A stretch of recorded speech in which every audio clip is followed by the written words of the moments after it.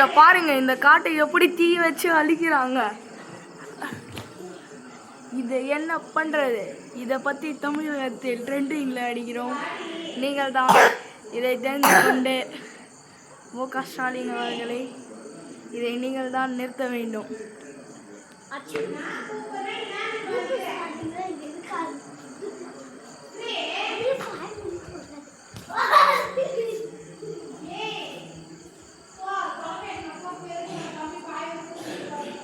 எங்கள் ஊர் ஜோலார்பேட்டை,